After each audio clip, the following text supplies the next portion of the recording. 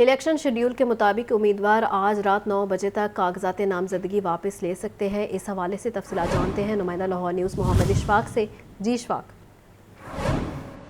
جی بالکل، election schedule کے مطابق آج امیدوار اپنے اپنے کاغذات نامزدگی واپس لے سکتے ہیں۔ رات 9 بجے کا ٹائم دیا گیا ہے، 9 بجے تک امیدوار اپنے اپنے کاغذات نامزدگی واپس لے سکتے ہیں اور ٹکٹس بھی، پارٹی ٹکٹ بھی آج جمع کروانے ہوں گے۔ اور اس سلسلے میں لاہور کے حلقہ NA 130 سے مسلم لیگ نون کے قائد نواز شریف کا پارٹی ٹکٹ ان کی لیگل ٹیم نے جمع کروا دیا ہے۔ نواز شریف لاہور کے حلقہ NA 130 سے میدان میں اتریں گے، جبکہ اس کے ساتھ ساتھ سابق صوبائی وزیر تعلیم شفقت محمود نے اس الیکشن میں حصہ نہ لینے کا فیصلہ کیا ہے اور انہوں نے لاہور کے حلقہ NA 128 اور PP 170 سے اپنے اپنے کاغذات نامزدگی واپس لے لیے ہیں اور یہ پیغام جاری کیا ہے کہ وہ ذاتی وجوہات کی بنیاد پر اس الیکشن میں حصہ نہیں لے رہے۔ حالانکہ شفقت محمود کے کاغذات نامزدگی پر کسی نے کوئی اعتراض جمع نہیں کروایا تھا، جبکہ دوسری جانب صورتحال یہ ہے کہ ٹریبیونل کے فیصلوں کے خلاف لاہور ہائی کورٹ کے جسٹس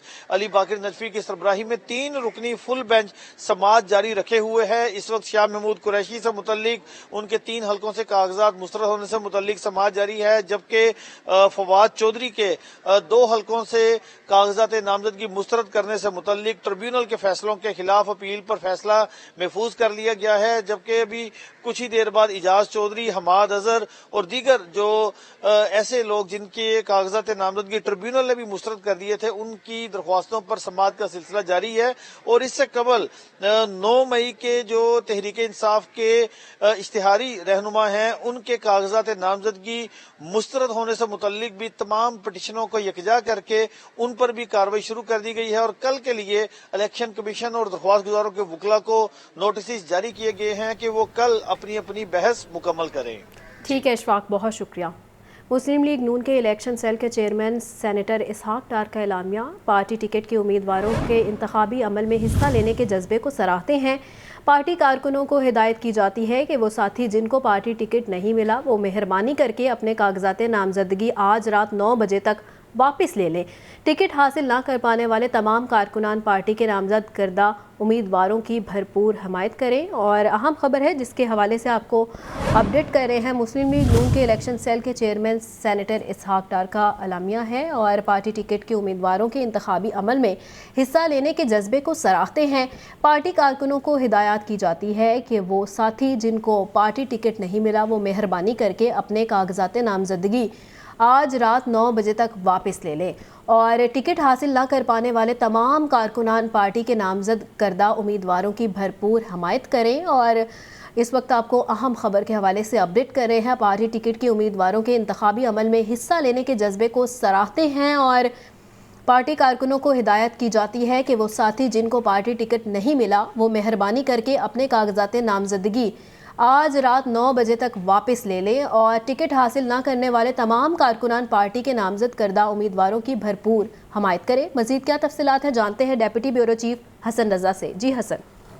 بالکل، پاکستان مسلم لیگ نون کے الیکشن سیل کے چیئرمین سینیٹر اسحاق ڈار نے کہا ہے کہ پارٹی ٹکٹ کے امیدواروں کے انتخابی عمل میں حصہ لینے کے جذبے کو سراہتے ہیں۔ پارٹی کارکنوں کو ہدایت کی جاتی ہے کہ وہ ساتھی جن کو پارٹی ٹکٹ نہیں ملا تو مہربانی کر کے اپنے کاغذات نامزدگی آج رات 9 بجے تک واپس لے لیں۔ ٹکٹ حاصل نہ کر پانے والے تمام کارکنان پارٹی کے نامزد کردہ امیدواروں کی بھرپور حمایت کریں۔ اس حوالے سے ان کی جانب سے باقاعدہ جو ہے وہ لیٹر جاری کر دیا گیا ہے اور نوٹس جاری کرنے کے بعد پارٹی امیدواروں کو جو ہے سوشل میڈیا کے ذریعے ان کو بھجوا بھی دیا گیا ہے اور آگاہ بھی کیا گیا ہے۔ ٹھیک ہے حسن، بہت شکریہ۔ رہنما تحریک انصاف شفقت محمود الیکشن سے دستبردار ہو گئے اور شفقت محمود نے NA 130 اور PP 170 سے کاغذات نامزدگی جمع کروائے تھے۔ شفقت محمود کا کسی بھی حلقہ سے الیکشن نہ لڑنے کا فیصلہ، میں کسی بھی سیٹ سے امیدوار نہیں ہوں۔ تفصیلات کیا ہیں جانتے ہیں لیاقت علی سے۔ جی لیاقت۔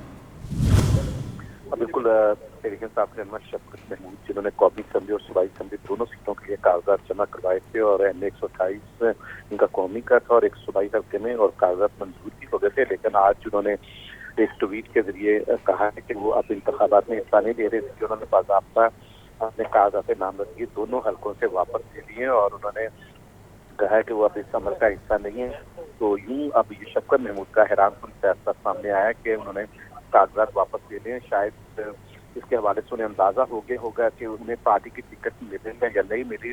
یہ بھی ایک جو ہے اس میں ایک اندازہ لگایا جا رہا ہے کہ شاید انہیں ٹکٹ نہیں مل رہی تھی، اس لیے وہ دستبردار ہو گئے. بہرحال وہ اب انتخابی عمل کا حصہ نہیں بن رہے. جی ٹھیک ہے لیاقت، بہت شکریہ.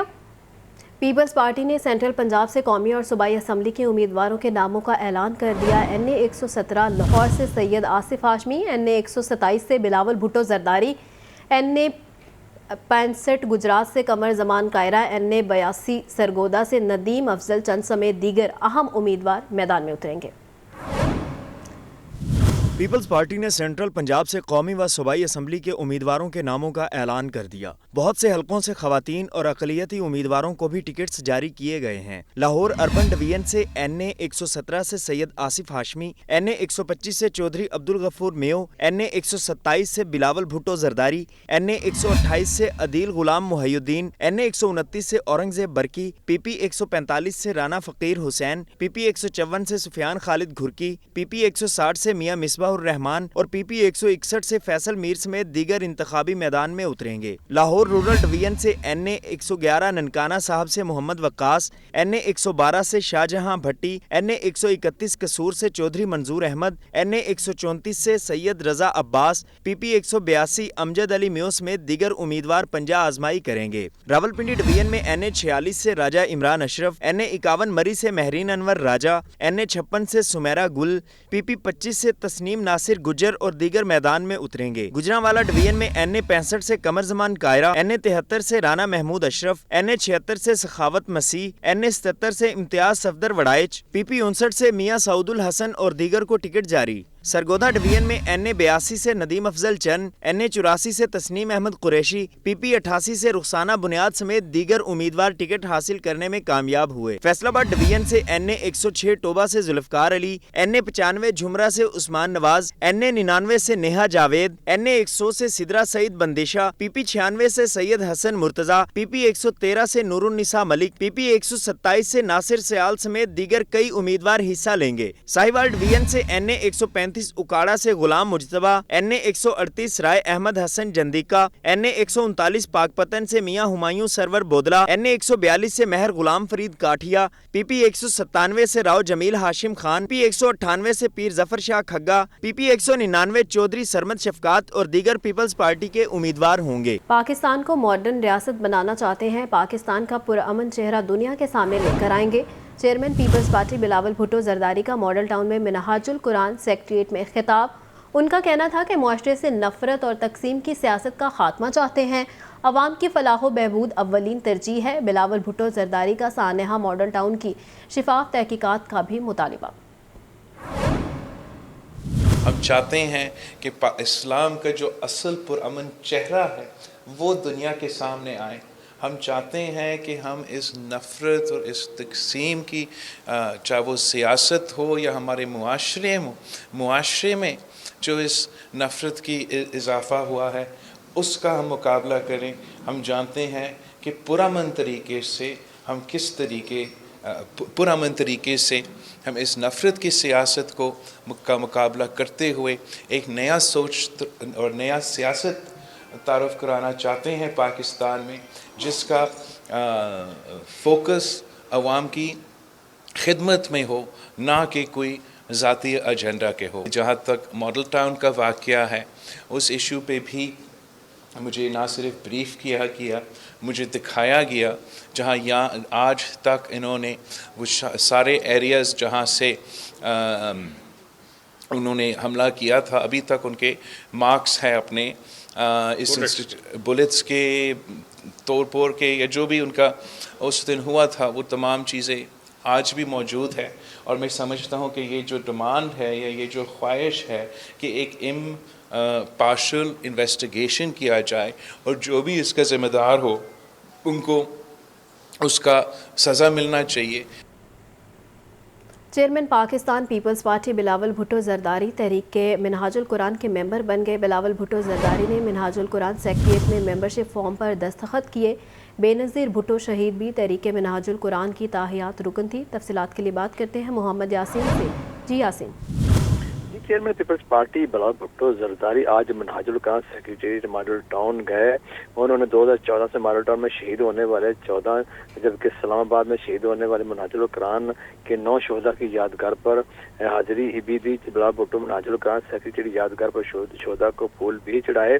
بلال بھٹو منہاج القرآن کی نکنیت فارم پر کیا اور انہوں نے منہاج القرآن کی تاحیات وہ ممبر گئے ہیں. اور اس کے علاوہ چیئرمین بلال بھٹو زرداری عوامی تحریک کے اس موقع پر جو سیکرٹری طلعت نور اللہ صدیقی، اس کے علاوہ سیکرٹری جنرل خرم نواز گنڈا پور، سینئر نائب صدر راجہ زاہد اور میاں زاہد بھی اس موقع پر موجود تھے. جی ٹھیک ہے یاسین، بہت شکریہ. اہم خبر ہے جس کے حوالے سے آپ کو اپڈیٹ کرے ہیں. مریم نواز نے کاغذات نامزدگی جمع کروا دیے ہیں اور 2 حلقوں سے کاغذات نامزدگی واپس بھی لے لیے ہیں.